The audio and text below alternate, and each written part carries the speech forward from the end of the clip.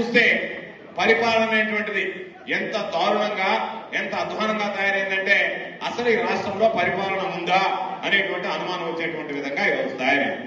చంద్రబాబు నాయుడు అనేటువంటి వాడికి చాలా మంది చెప్తారు చంద్రబాబు నాయుడు ఏదో ఆయన పెద్ద వ్యవహారం ఉన్నట్టుగా, చంద్రబాబు నాయుడుతో కథ కాదు, చంద్రబాబు నాయుడుతో పెట్టుకోలేము, చంద్రబాబు నాయుడు మొత్తం అన్నింటినీ అవకాశం చేసినటువంటి వాడు అని చెప్పి మాట్లాడతారు. పెద్ద రాజకీయవేత్తగా అనుకుంటారు. నాకు తెలిసినంత వరకు చంద్రబాబు నాయుడు లాంటి ఏమాత్రం రాజకీయంగా అనుభవం లేనటువంటి వాడు అనేటువంటి వాడు బహుశా ఈ రాష్ట్రంలో ఇంకొకడు ఉన్నాడు. చంద్రబాబు పెద్ద అనుభవం ఉన్నటువంటి వాడు ఏమి కాదు.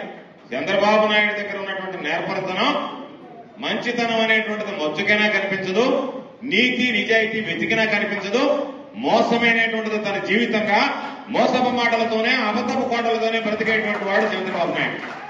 అందుకనే మీరు ఎవరైనా గుర్తుంచుకోండి, గ్రామాల్లో ఏమని పిలుస్తారు తెలుసా? మా పక్క సర్వేపల్లి పక్క ఎవడన్నా తప్పు చేసేటువంటి వాడు, అబద్దాలు మాట్లాడేటువంటి వాడు, అవినీతికి పాల్పడేవాడు, అక్రమాలకు పాల్పడితే వాడికి సిబిఎన్ అని చెప్పి పేరు పెట్టడం ఈరోజు ఆనవాయితీగా పాల్పడింది. ఇక్కడ చంద్రబాబు నాయుడు అని చెప్పి చెప్పినట్టుగా మాట్లాడేటువంటి పరిస్థితి వచ్చేసి, కాబట్టి అవినీతి అక్రమాలు నీతి నిజాయితీ లేనటువంటి వాడికి చొక్కా ప్యాంటు వేస్తే అదే చంద్రబాబు అనేటువంటి విషయాన్ని మనం గుర్తుంచుకోవాలి. అయితే చంద్రబాబు నాయుడు దగ్గర ఉన్నటువంటి ఒకే ఒక విద్య, ఎన్ని సంవత్సరాలుగా తెలుగుదేశం పార్టీని నడిపించినా బ్రతికించినా చంద్రబాబు నాయుడు అనేటువంటి వాడు నాయకుడిగా కొనసాగగలిగిన చంద్రబాబు నాయుడు దగ్గర ఉన్నటువంటి ఒకే ఒక విద్య, నిజాన్ని అబద్ధం చేయగలడు, అబద్దాన్ని నిజంగా మార్చగలడు, మంచిని చెడుగా చిత్రీకరించగలడు, చెడును మంచిగా చూపించగలడు. బహుశా ఈ నైపుణ్యం ఈ విద్యలో మాత్రం ఈ దేశంలోనే కాదు ఈ ప్రపంచంలో నెంబర్ 1 ఎవరంటే చంద్రబాబు అనేటువంటిది ప్రతి ఒక్కరూ అర్థం చేసుకోవాల్సినటువంటి పరిస్థితి. అందుకని మీరు గమనించండి, ఎక్కడన్నా చూడండి చంద్రబాబు నాయుడు కన్ను ఆర్పకుండా నవ్వుతూ అబద్దాలు చెప్పేస్తాడు. ఏమి పెద్ద సీరియస్ గా ఏమీ ఆలోచన చేయడు.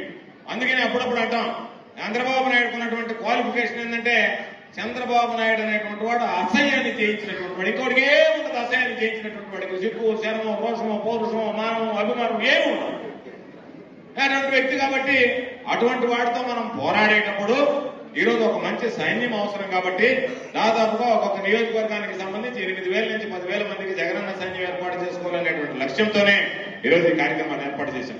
19 నెలల పాలన, 19 నెలల తర్వాత ఈరోజు చంద్రబాబు ఏమాత్రం బీడీ పడకుండా ఈ మధ్య సమావేశం పెట్టాడు. సూపర్ 6 సూపర్ హిట్ అని అందుకే చెప్పారు చంద్రబాబు నాయుడు అసహ్యాన్ని జయించినటువంటి వాడు అని చెప్పి. ఎవడన్నా కనీసం బీడీ పడతాడు.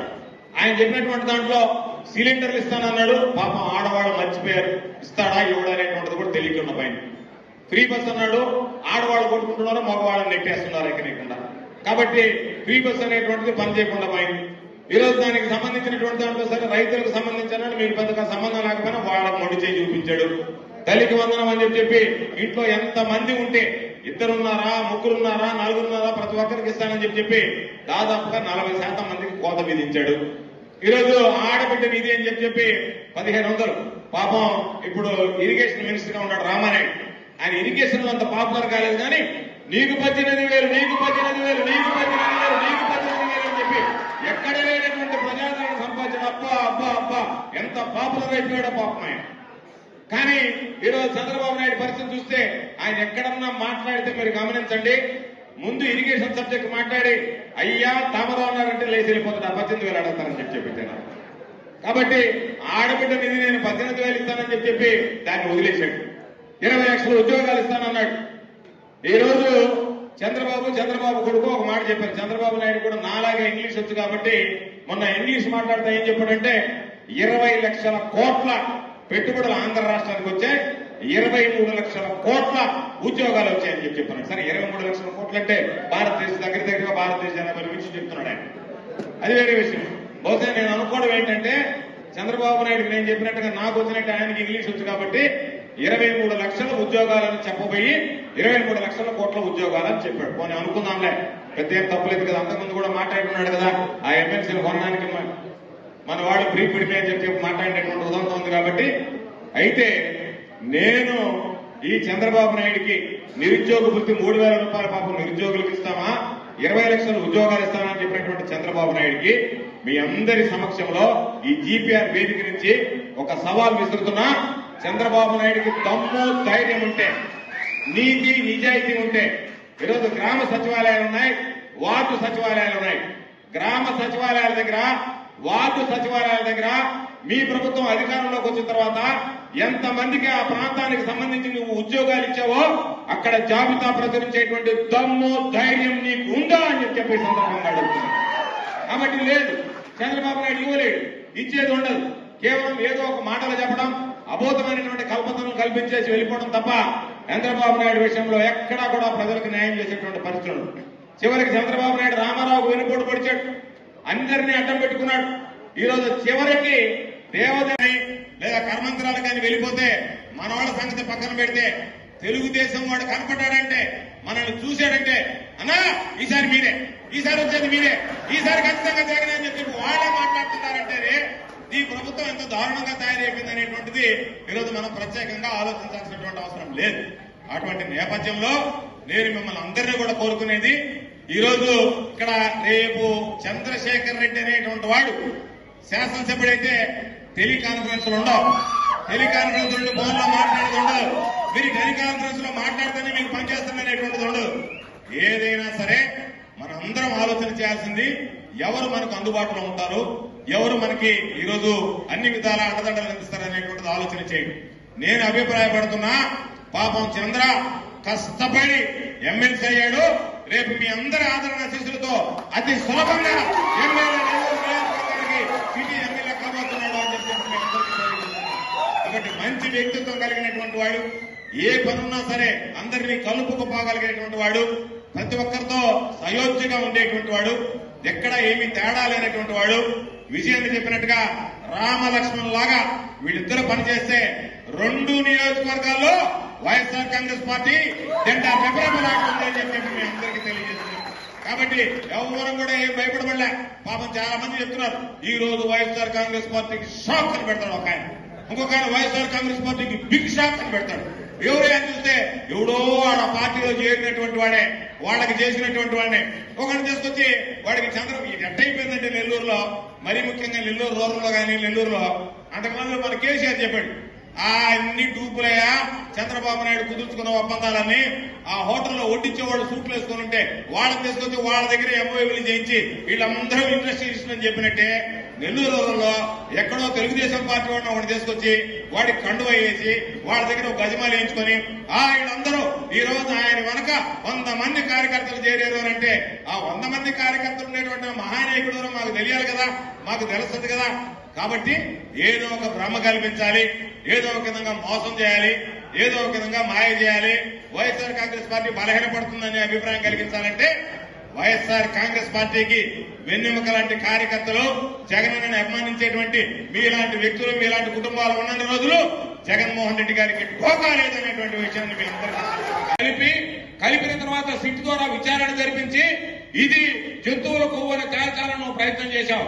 సాక్షాత్ వెంకటేశ్వర స్వామి ఉన్నాడు కాబట్టి నీకు ఆ పెత్తనం తీసేసి సుప్రీంకోర్టు నిన్ను మందలించి ఒక ముఖ్యమంత్రి స్థాయిలో ఉన్నటువంటి వ్యక్తి నిర్ధారణ చేసుకోకుండా ఇటువంటి అనుచితమైనటువంటి వ్యాఖ్యలు చేస్తాడా అని నిన్ను మందలించి ఏదో కేంద్ర ప్రభుత్వం ఉన్నటువంటి సిబిఐకి బాధ్యత అప్పచెప్పింది కాబట్టి ఈ రోజు వాస్తవాలు వెలుగు చూశాయి.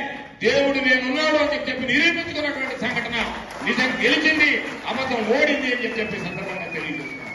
కాబట్టి ఇటువంటి అన్ని రకాలైనటువంటి ఈ రోజు ఈ 19 నెలల పదవీ కాలంలో చూస్తే ఎక్కడా కూడా ఏ ఒక్కడికి కూడా ఉన్నటువంటి పరిస్థితి లేదు. ఏదన్నా ఉంటే ఇంతకుముందు గతంలో వాలంటీర్లు తీసుకొచ్చి పెన్షన్ ఇచ్చేవాడు, రేషన్ కార్డులు రేషన్ ఇచ్చి వాలంటీర్లు తీసుకొచ్చి రేషన్ బండ్లో పెన్షన్ ఇచ్చేవాడు. ఇప్పుడు పెన్షన్ దారికి పోయేవాడు ఇస్తున్నాడు. కానీ ఆ ఇచ్చేవాడికి ఏ విధంగా ఉందో కానీ తీసుకునేవాడు అరే ఈడ పెన్షన్ ఇచ్చేది నాకు దారేమన్నా లేకపోతే మైందని చెప్పి అయ్యా మా ఇంట్లో లోపల ఉన్నాడని చెప్పి ఈ ఇచ్చేవాడు పిక్ పాకెట్లు కొట్టేవాళ్ళు, ఏడన్నా చైన్ స్నాచర్స్ గా ఉండేవాళ్ళు, వాళ్ళు ఈరోజు తెలుగుదేశం పార్టీ నాయకులు ఎవరు రానంటే నేను డివిజనల్ ఇన్ఛార్జి, జోనల్ ఇన్ఛార్జి, ఆ ఇన్ఛార్జి, ఈ ఇన్ఛార్జి ఎందుకు వచ్చామంటే నేను పెన్షన్ ఇవ్వడానికి వచ్చానంటే ఆడవాళ్ళు భయపడేటువంటి పరిస్థితి. ఆయన ఏమన్నా రాత్రికి వచ్చి మన ఇంట్లో ఏమన్నా దోసకపోతాడేమో అనేటువంటి అనుమానాలు వచ్చేటువంటి క్యాండిడేట్లందరినీ పెట్టి వాళ్ళ ద్వారా ప్రోటోకాల్ లేనటువంటి వాళ్ళ దగ్గర తీసుకుని పెన్షన్ ఇప్పించి ఈ రోజు ఎవడు బాబు జోబులో డబ్బిస్తుంటే ప్రతి నెల నీ కార్యక్రమం ఏదన్నా ఉంది అంటే ఇదిగో వీళ్ళు తీసుకెళ్లి పెన్షన్ పంపిణీ చేయడం తప్ప ఎక్కడన్నా ఒక కార్యక్రమం ఒక్క మాట ఈరోజు నువ్వు నెరవేర్చినటువంటి సంఘటన ఉందా అంటే ఎక్కడా కూడా చంద్రబాబు అనేటువంటి వాడు ఏ ఒక్క కార్యక్రమాన్ని నెరవేర్చేటువంటి పరిస్థితి లేదు. ఈ మధ్య ఏదో ఒక గ్రామానికి పోయా, మరి టౌన్ లో ఉందో లేదో తెలియదు ఆ సిస్టమ్, నాకు మీకు తెలియాలి. పోతే కొంతమంది ఆడవాళ్ళు కనిపించారు, ఎవరైనా నన్ను చూడటానికి వచ్చారేమో, పాపం జైలుకి పోయి వచ్చాను కదా పరామర్శించడానికి వచ్చారేమో, వాళ్ళ దగ్గరికి పోయి ఏం తెలియ అన్న, అయ్యా ఎక్కడ పడితే అక్కడ బెల్ట్ షాపులు ఉన్నాయి, అవి తాగొచ్చి మా వాళ్ళు మమ్మల్ని ఈపులు పగల కొడుతున్నారు అని చెప్పారు ఆడవాళ్ళు. అక్కడ ఏమైందంటే బెల్ట్ షాపులు అన్ని దగ్గరలో ఉన్నాయి కదా అంటే, లేదయ్యా ఇప్పుడు కొత్త సిస్టమ్ వచ్చింది, మామూలుగా బెల్ట్ షాప్ వాడు ఊర్లో తాగేవాళ్ళు ఒక గ్రూప్ క్రియేట్ చేస్తున్నారంట వాట్సాప్. వీడు ఆ గ్రూప్ లో పెడతాడు, నాకు బలవంతి క్వార్టర్ కావాలని, డోర్ డెలివరీ చేస్తారంట దాన్ని. అక్కడ సమస్య ఏంటంటే అందరు తాగటం లేదు, ఒక ఆయన ఆర్డర్ పెడుతున్నాడు డోర్ డెలివరీ, దాన్ని వాట్సాప్ లో చూస్తున్న రెండో వాడికి పాపం నోరు అవుతుంది, ఆయన మళ్ళీ పెడుతున్నాడు దాంట్లో ఇంకోటి కావాలి. కాబట్టి వాళ్ళకి నిత్యం ఈరోజు ఏమి రేషన్ సరుకులు ఇంటికి రాకపోయినా, పెన్షన్ ఇంటికి రాకపోయినా, ఈరోజు మందు మాత్రం ఏ టైంలో కావాలన్నా 24/7 డోర్ డెలివరీ చేశారు మాత్రం చంద్రబాబు నాయుడు తీసుకొచ్చాడు. ఆ సాంకేతికని మనకన్నా ఎక్కువగా మందు బాబులు ఆడుకునేటువంటి పరిస్థితి ఏర్పడింది. కాబట్టి చంద్రబాబు నాయుడు చెప్తుంటాడు, నేను సాంకేతిక పరంగా ముందుకు తీసుకుపోతానని చెప్పి ఇది చంద్రబాబు నాయుడు తీసుకున్న ముందుకేంటంటే బెల్ట్ షాపుల ద్వారా 24 గంటలు వాట్సాప్ గ్రూపులు క్రియేట్ చేసి దాని ద్వారా మద్యం అందించేటువంటిది చంద్రబాబు నాయుడు ప్రభుత్వంలో చంద్రబాబు నాయుడు సాధించినటువంటి ఘనత. కాబట్టి ఈరోజు అందుకనే చంద్రబాబు నాయుడు కథ అయిపోయింది. కాబట్టి ఎవరన్నా ఒకటే గుర్తుంచుకోండి, భయపడేవాడు, నిజాయితీ లేనివాడు, ప్రలోభాలకు లొంగేవాడు, నీతి లేనివాడు, అధికారానికి వెళ్లేటువంటి వాడు, అటువంటి పిరికి పందలు వైఎస్ఆర్ కాంగ్రెస్ పార్టీని వదిలి వెళ్లినా వైఎస్ఆర్ కాంగ్రెస్ పార్టీలో దమ్ము, ధైర్యం, నీతి, నిజాయితీ, నికాసైనటువంటి కార్యకర్తలు మాత్రం ఈరోజు మిగిలిపోయారు. కాబట్టి వైఎస్ఆర్ కాంగ్రెస్ పార్టీ ఈరోజు ఎక్కడికి వెళ్ళినా సరే ధీటుగా ఎవరినైనా మోటుకునేటువంటి పరిస్థితి ఏర్పడుతుంది. అందుకనే ఈ దేశంలో సినీ నాయకులను వదిలేస్తే, సినీ ప్రముఖులను వదిలేస్తే అత్యంత ప్రజాదరణ కలిగినటువంటి రాజకీయ నాయకుడు ఎవరన్నా ఉన్నారంటే మన భారతదేశంలోనే నెంబర్ 1 మన నాయకుడు జగన్మోహన్ రెడ్డి గారు అని చెప్పి మీ అందరికీ సందర్భంగా గుర్తు చేస్తున్నాం. కాబట్టి పోరాటం నేర్పించినటువంటి వాడు, పోరాటాలనేటువంటి ఆలోచన చేసినటువంటి వాడు, మనందరం ఆలోచన చేసుకుంది. ఈరోజు అధికారం లేదని కాదు, అధికారం లేకపోవడం కొత్త కాదు. కానీ ఈరోజు నెల్లూరు జిల్లాకు సంబంధించి గతంలో వైఎస్ఆర్ కాంగ్రెస్ పార్టీకి 7 మంది ఎమ్మెల్యే సీట్లుండే, ఈరోజు ఆ 7 మంది ఎమ్మెల్యే సీట్లు లేకపోయాయనేటువంటి బాధే తప్ప ఈరోజు మనం ఒక్కసారి ఆలోచన చేస్తే బహుశా ఈ రాష్ట్రంలో ప్రాంతీయ పార్టీ పెట్టినటువంటి రామారావు గారి దగ్గర నుంచి, చిరంజీవి గారి దగ్గర నుంచి, పెద్ద ఆయన కాసు బ్రహ్మానంద రెడ్డి గారి దగ్గర నుంచి తీసుకుంటే, రామారావు గారు కూడా ఒకవేళ 83లో ఓటమి పాలై ఉంటే పార్టీని మూసివేసి ఉండేవాడు, పార్టీని నడపలేకపోయి ఉండేవాడు. 2014 ఎన్నికల్లో పార్టీ అపజయం పాలైనా మోటుకొని ఢీకొని 5 సంవత్సరాలు కష్టపడి పోరాటం చేసి 2019 ఎన్నికల్లో తిరుగులేనటువంటి మెజారిటీతో ఈ రాష్ట్రానికి ముఖ్యమంత్రి అయినటువంటి వ్యక్తి జగన్మోహన్ రెడ్డి గారు. పోరాటాలు కొత్త కాదు, పదవులు కొత్త కాదు, ప్రతిపక్షం కొత్త కాదు, అధికారంలో ఉన్నా ప్రతిపక్షంలో ఉన్నా ప్రజల పక్షాన నిలబడి పనిచేసినటువంటి నాయకుడు జగన్మోహన్ రెడ్డి గారు. అటువంటి నాయకుడు నీడలో పనిచేయడం మన అందరం ఈరోజు గర్వించాల్సినటువంటి విషయం. మేము ఏ పార్టీలో ఉన్నాము అంటే నీతి, నిజాయితీ, విలువ, విశ్వసనీయత కలిగినటువంటి మా నాయకుడు జగన్మోహన్ రెడ్డి గారితో ఉన్నారని గర్వంగా చెప్పుకోవాలి. మనిషి దొరలాగా తిరగదు తప్ప నువ్వు ఏ పార్టీ నాయనా అంటే చిన్నగా తెలుగుదేశం అని చెప్పి దొంగలాగా మాట్లాడుకునేటువంటి పార్టీ తెలుగుదేశం పార్టీ అనేటువంటి విషయాన్ని గుర్తుంచుకోండి. కాబట్టి అటువంటి పరిస్థితుల్లో మన అందరం కూడా ఈరోజు సంస్థాగత నిర్మాణం చేద్దాం. దాని ప్రకారం రాబోయేటువంటి రోజుల్లో చంద్రశేఖర్ రెడ్డి గారు చెప్పినట్టుగా ప్రతి ఒక్కరికి కూడా మీ అందరికీ ఈరోజు ఐడెంటిటీ కార్డులు ఇస్తారు. ఆ కార్డుల ద్వారా జగన్మోహన్ రెడ్డి గారి ఆలోచన విధానంలో కూడా మార్పు ఉంది. ఒక కీలకమైనటువంటి నిర్ణయం తీసుకుని ఈరోజు మీరు వెళ్లి పని చేయించుకోవడమే కాకుండా మీతో పాటు మీకు సంబంధించి మీ మీద ఆధారపడి ఉన్నటువంటి వాళ్ళు కూడా ఏదైనా ఒక కార్యాలయం దగ్గరికి వెళ్లి ఆ ఐడెంటిటీ కార్డు తీసి చూపిస్తే చూసిన వెంటనే ఎస్ వీళ్ళు జగన్మోహన్ రెడ్డి గారి తాలూకా మనుషులు అనేటువంటి విధంగా ముద్ర వేయడానికి ఈరోజు ప్రతి నాయకుడి కార్యకర్త మీద జగన్మోహన్ రెడ్డి గారు ఆలోచన చేస్తున్నాడని మీకు ఈ సందర్భంగా తెలియజేస్తూ అందరూ ఒకటే ఆలోచన చేయండి. ఈరోజు పోలీసు వ్యవస్థ ఉంది, వాళ్ళు వైఎస్ఆర్ కాంగ్రెస్ పార్టీ